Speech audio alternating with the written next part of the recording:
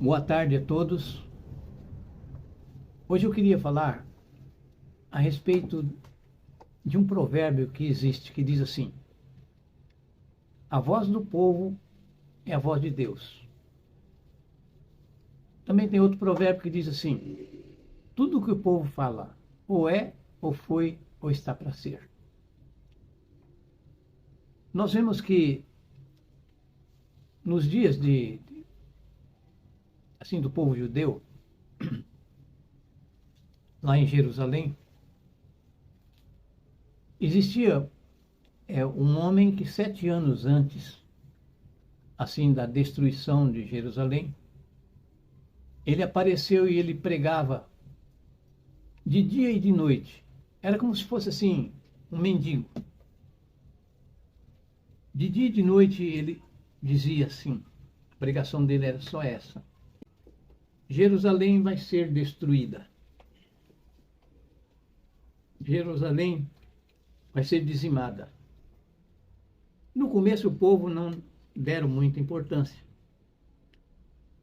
Mas chegou um tempo que eles ficaram aborrecidos com aquilo. Imagina, nas ruas, subindo e descendo, de dia e de noite, aquele homem dizia: Jerusalém será destruída, Jerusalém será dizimada. Deram fim no homem. Só que uma coisa sobrenatural aconteceu. O povo ouvia de dia e de noite vozes que diziam assim: precisamos fugir, fujamos, cara, aqui, temos que sair. Aí não deu para eles, vamos ser assim, acabar, porque era no ar.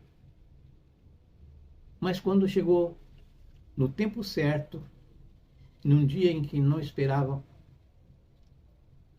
General Tito veio e destruiu Roma. O que nós aprendemos disso? O amor de Deus estava com aquele povo, mas o povo não dava ouvido à voz de Deus. Mas diz a história que aqueles que deram crédito saíram antes da destruição da cidade de Jerusalém. E como a gente sabe, não ficou pedra sobre pedra, como Jesus tinha dito. Então nós vemos o amor de Deus, Deus correndo, sempre correndo atrás das pessoas. Desde a queda de Adão, Deus, então assim, tem tentado salvar o homem. Mas o homem sempre fugindo. Deus querendo salvar e o homem fugindo por causa do pecado. Nós vemos que Deus, na realidade, ele tem que respeitar o livre-arbítrio das pessoas. O inimigo não respeita. E nós vemos que chegou a um ponto em que o mundo estava em trevas total. O próprio Cristo diz, né, que aí vem o príncipe desse mundo, que não tem nada comigo. Então, Jesus reconheceu, ou vamos dizer assim, o trabalho do diabo. Reconheceu o senhorio dele. Mas ele veio na forma humana. Ele, para ter legalidade, ele deixou a sua glória, a sua divindade, e nasceu de uma mulher para ser legal Salvador. Então ele veio na condição de Adão antes de pecar. Adão antes de pecar era perfeito. Só que Jesus não trouxe em si a fraqueza humana, porque ele não pecou. E ele pôde dizer: quem de vocês me convence de pecado? A Bíblia diz que ele veio para o que era seus, e os seus o rejeitaram. Está lá em São João 1, 11 e 12. Mas todos aqueles que nele creu, Deus deu poder de serem feitos filhos de Deus. Então, se a gente prestar atenção, nos dias de Jesus, em 4004 anos, na plenitude do tempo, Jesus então apareceu, entrou no planeta Terra e pôde dizer aquilo que ninguém pôde dizer. Quem de vocês me convence de pecar? Ele poderia pecar? Poderia. Mas ele escolheu não pecar. E nós vemos então a dificuldade. Aquele povo estava enganado. Ninguém estava esperando o Messias daquele jeito. Embora eles estivessem esperando, mas eles achavam que ele ia ser rico, que ele ia ser poderoso. E de repente vem um Cristo assim, pobre. Não tinha onde reclinar a cabeça. E a gente vê que, na verdade, eles estavam esperando. Todo mundo falava. Até que Filipe chega para Natanael e disse, né? Achamos o Messias. Então eles estavam esperando, mas não reconheceram. Cristo, então, pregou, vamos dizer assim, consumou a obra na cruz, foi obediente até a morte de cruz. Mas quando Cristo diz, está consumado, existe um erro que nós, como cristãos, costumamos dizer. Cristo venceu. Bom, ele venceu, mas nós, a igreja, não venceu. Entende? E as pessoas não perceberam que, na verdade, quando ele fala da oração do Pai Nosso, venha a nós o teu reino, ele estava ensinando aquele povo a pedir o reino de Deus, que Deus viesse reinar sobre eles. Então Cristo venceu na cruz, amém. Mas a vitória foi dele, não foi nossa. O que as pessoas não têm percebido é que Deus está formando, desde os dias de Jesus, ele está criando um povo para ele governar. Nós falamos que ele é rei, e realmente é rei. Mas ele não foi coroado. Repara, ele ascendeu aos céus, mas ele deixou o Espírito Santo para estar com cada um de nós. E nós só podemos ter vida em Cristo, no poder do Espírito. Assim como ele venceu no poder do Pai, nós temos que vencer as nossas fraquezas, as nossas dificuldades, na sua pessoa, sendo assessorado pelo Espírito Santo. Eu espero que você entenda isso. E na realidade, em Apocalipse 1:6, está falando que Deus nos constituiu reis sacerdotes. Era e é a intenção de Deus que o cristão vença como rei, reinar ao seu redor, sobre a doença, o pecado, as falhas, as lutas, tentações. Mas Deus não pode fazer isso por a gente. Jesus venceu. E quando ele diz que está consumado, ele consumou, mas ele fez a parte dele. E Deus tem tentado. Mas na frente nós vamos ver um desenho que eu fiz, uma inspiração que Deus me deu, e nós vamos ver que, da mesma maneira, quando Cristo abriu um portal e desceu para viver entre nós, foi como se fosse uma bomba atômica. Os átomos, né, que são até invisíveis para nós, na realidade têm um poder.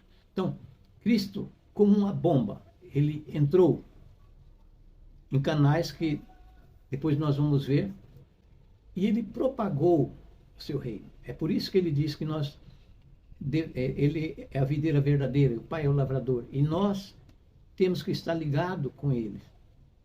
Mas muita gente, o erro de muita gente, é achar que basta aceitar Jesus como seu Salvador e está salvo. Ao mesmo tempo que a obra não salva, é impossível o cristão não ter obras. No caso do ladrão na cruz, aí a pessoa já cita, mas na última hora ele aceitou e tal. Tudo bem. Mas reparou que Deus não perde? A história desse ladrão faz 2000 anos que está sendo contada. Quantas pessoas se converteram através da história desse ladrão? Então Deus não perde. Quem perde somos nós, que muitas vezes ficamos dentro de casa, achamos que estamos salvos, que a hora que a chuva serôdia vier, nós somos cheios do Espírito Santo para fazer a obra.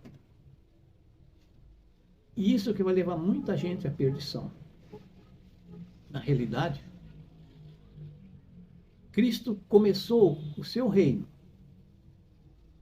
Não acabou como muita gente pensa, ele veio, venceu e foi embora. Não, ele está, através do Espírito Santo, criando um povo para ele governar. Se a gente prestar atenção, é o que eu costumo dizer, Deus só vai se você for. Se você não for, Deus não vai. Então, para as pessoas que gostam de se acomodar, nós temos que entender que ser cristão não basta só aceitar Jesus e ficar folgado dentro de casa, não fazer trabalho, não fazer nada. É verdade que nós não somos salvos pelas obras, mas é impossível um cristão não ter obras. E nós somos salvos pela fé em Cristo Jesus. Mas aquele que diz que está nele, a Bíblia diz que deve andar como ele andou. Nós temos que perceber que ser um cristão é a gente se afastar das coisas que nos levam à perdição. A Bíblia diz que sem santificação ninguém verá a Deus. A Bíblia diz que no céu não entrará nada que contamina. E nós sabemos que Deus não muda. Então, eu me chamo Antônio. Quando eu tinha, 9 anos, Deus me chamou, pôs em mim o seu Espírito. E quando eu já tinha idade adulta, que podia decidir as coisas, Deus me chamou de uma maneira especial. Eu tive outros chamados, mas Deus me chamou de uma maneira sobrenatural. E perguntou para alguém que eu não sei quem era, se pusesse uma obra na minha mão, se eu assumiria. Ele não disse que ia me pôr numa obra, ele ia pôr uma obra na minha mão. E dali em diante, então, Deus me preparou todos esses anos. Se vocês quiserem conhecer a minha história, a gente vai postar. E vocês vão ver que Deus me preparou de uma certa maneira. Que eu cheguei mesmo, para ser sincero para vocês, eu cheguei a pensar que eu era um dos 144 mil. Mas eu olhando para mim mesmo, para as minhas faltas, meus defeitos, eu não via condições. E não entendia porque a igreja também não me aceitava. Porque eu me apeguei à palavra de Deus. Eu nunca me deixei levar por argumento de ninguém, a não ser que tivesse dentro da palavra de Deus.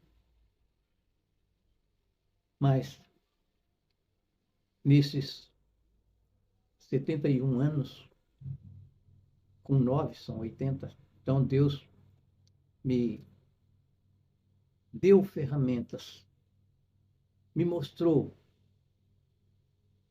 só que não me mandava fazer nada assim. Mas, há pouco tempo, Deus me mostrou que a grande tribulação que a igreja fala já começou. E mandou eu dar um recado para todos. Para você que é muçulmano, para você que é shintoísta, para você que é indiano, para você que é assim, Seishonoe, mormon, macumbeiro, feiticeiro, pentecostal, adventista. Deus está mandando um recado para vocês. Mandou que eu dê esse recado. Eu quero. Se você ama Deus, se você está interessado nas coisas de Deus, se você sente que você tem dificuldade em se santificar, se você tem dificuldade assim de não tem certeza da salvação, mesmo você que tem aceitado a Cristo Jesus, mas que está vivendo uma vida irregular, você tem que saber que sem santificação ninguém verá a Deus. Se você sente assim, você ama o seu próximo como a si mesmo, porque eu acredito que você se ama. Ninguém quer se perder. Se você ama a Deus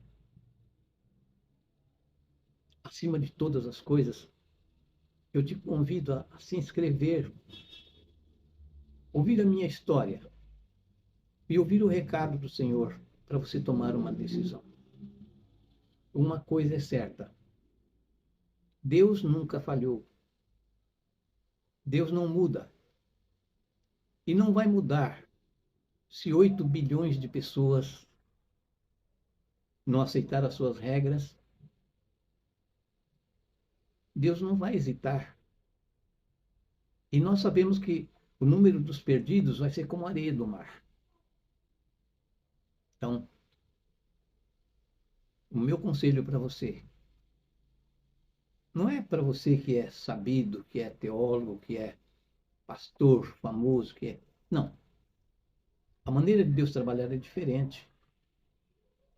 Quando Cristo agradece a Deus por ter ocultado as coisas dos sábios e entendido e revelado aos pequenininhos,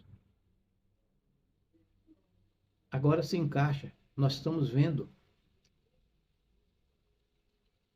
no YouTube, todo mundo está focado no anticristo. Anticristo é isso, anticristo é aquilo, é tal. Só que esquece de uma coisa: sem santificação, ninguém verá a Deus. Cristo está buscando um povo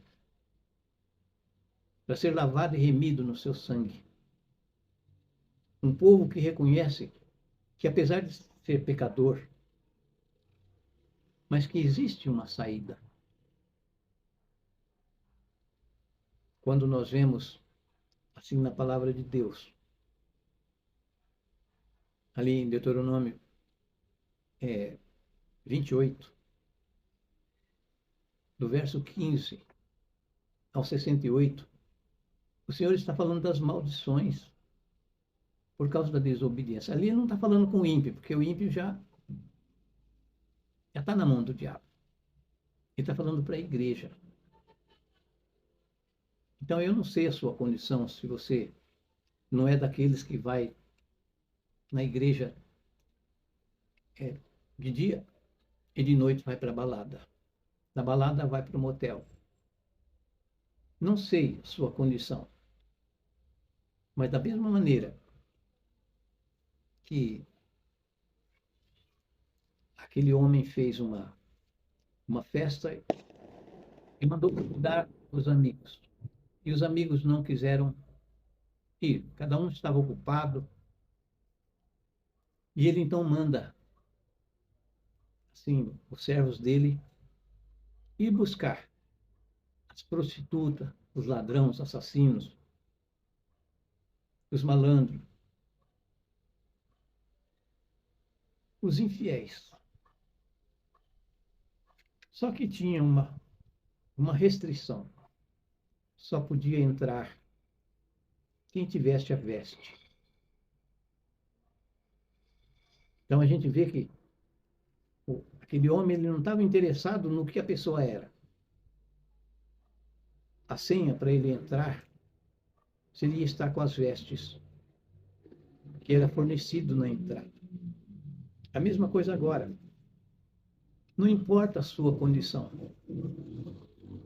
Não importa se você guarda sexta-feira, se você guarda domingo, se você não crê em Deus, se você pratica qualquer coisa assim que na tua consciência acha que Deus não perdoa.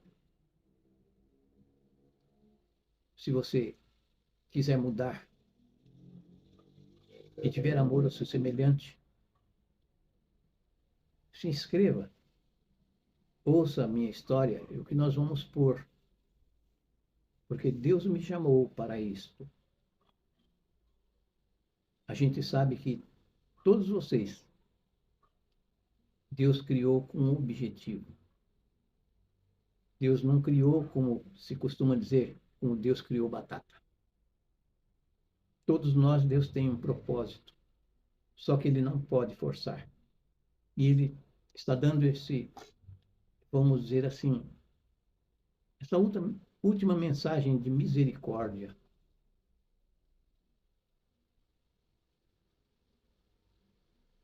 A grande tribulação terá um período de, assim, 7 anos. Eu sei quando começou, não sei até quando vai. Mas uma coisa é certa. Antes do anticristo, que todo mundo está fazendo a propaganda, Cristo vem para buscar um povo que ouve a sua voz. Ouça a voz de Deus. Faça o trabalho de Deus. Você se inscrevendo, você está nos dando a oportunidade de crescer o programa e outras pessoas serem salvas, além de você mesmo e do seu semelhante. Vou contar uma história. Existia num país um homem fazendeiro que era muito rico. E a fazenda dele era muito extensa, muito grande. E ele tinha só um filho. E eles gostavam de, assim, de manhã,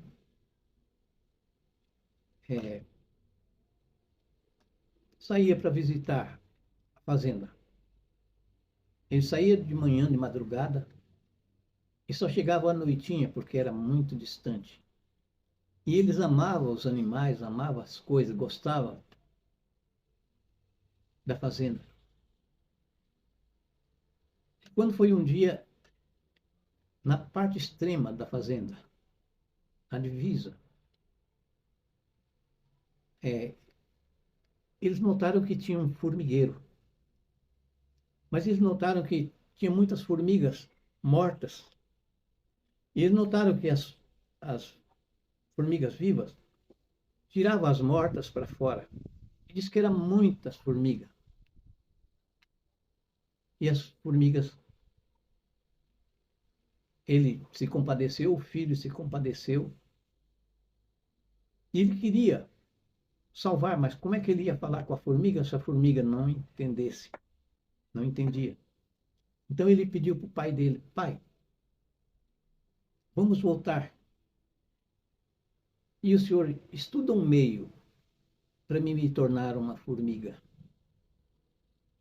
E o pai dele foi no laboratório, trabalhou dias e tal, e criou uma porção e chegou e falou para ele: olha, filha, se você tomar isso aqui, você vai virar uma formiguinha. Aí ele rápido tomou aquilo e caiu no chão, aquele monte de roupa, e ele caiu, virou uma formiguinha. Mas ele podia falar.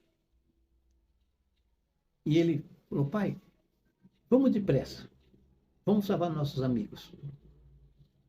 E o pai dele pegou o cavalo, pôs ele assim no bolso da camisa e foram depressa.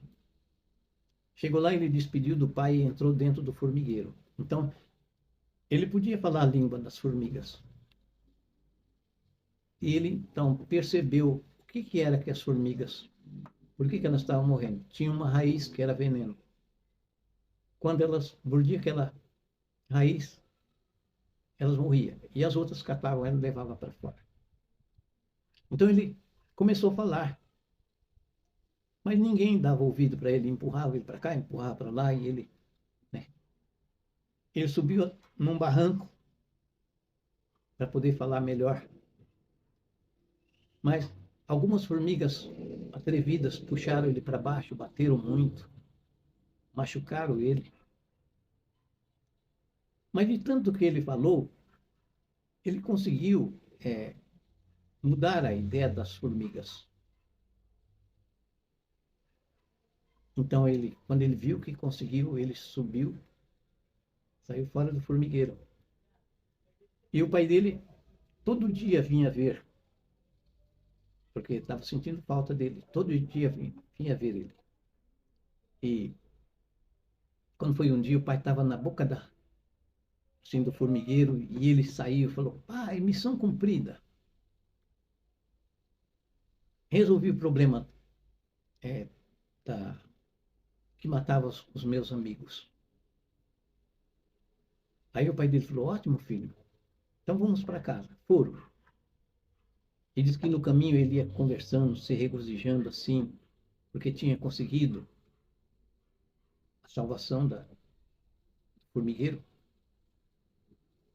E mal chegou em casa assim, ele chegou para o pai e falou: pai, agora o senhor me dá outra porção, que é para mim voltar outra vez a ser um homem. Aí o pai falou para ele: ó filho, eu não consegui criar uma fórmula. Não sei como fazer. Você vai ter que continuar como está. Bem, então, o formigueiro, nós sabemos que é a terra. Somos nós. O pecado é a raiz que a gente já nasceu com a tendência para isso. Cristo veio, sofreu no nosso lugar e conseguiu abrir uma saída. Só que para a eternidade ele vai continuar sendo Deus homem. Ele vai ter as marcas. Vê que todo o poder dele não apagou as marcas nas mãos e nos pés, no lado, para que nunca mais ninguém ouse desobedecer a palavra de Deus. Desobediência é pecado. E pecado gera morte. Então nós sabemos que os tímidos, covardes, os beberrões, os homicidas, os maconheiros, qualquer que ama e comete a mentira, e quem não tiver seu nome escrito no livro da vida, não terá parte no reino de Deus. Então, por último, eu faço mais um convite a você. Se você ama a si mesmo, se você não quer perecer, se você não se julga assim, tão santo que não precisa de mais nada, então não é para você.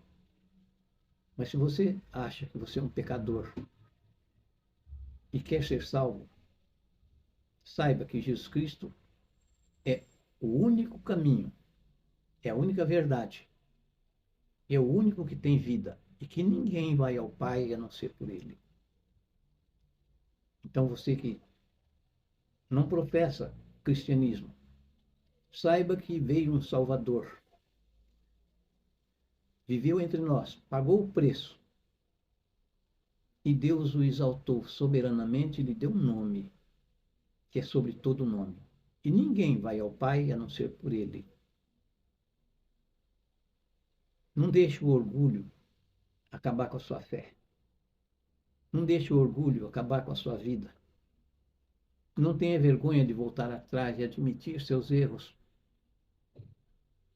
Mas aceite Jesus. Não importa a religião que você é, não importa o que você fez, Deus está disposto a zerar seus pecados. Mas você vai ter que dar prova que Jesus Cristo é o Senhor, para a glória de Deus Pai. Repara, os anjos, os homens e os demônios vão ter que confessar que Jesus Cristo é o Senhor. Como ele disse, eu sou a porta.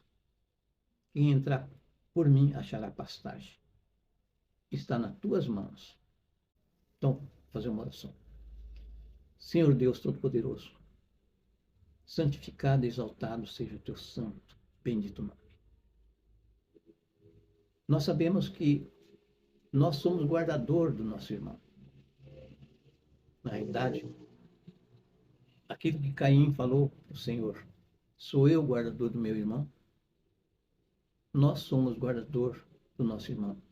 Na verdade, a nossa própria salvação depende da salvação do nosso próximo. Nos ajude. Tira de nós o orgulho. Tira de nós a timidez, a covardia. Tira de nós, Pai querido, tudo aquilo que impede realmente a gente de te amar de verdade sobre todas as coisas e ao próximo como a nós mesmos. Cada pessoa que ouvir esta mensagem e quiser mudar, nos dê condição de alcançá-la. Ajude. Nós sabemos que, como atalaia, é o nosso dever, assim, levar a mensagem. Porque a nossa própria salvação depende da salvação do nosso próximo e do amor ao Senhor sobre todas as coisas. Guarda-nos por Jesus. Amém.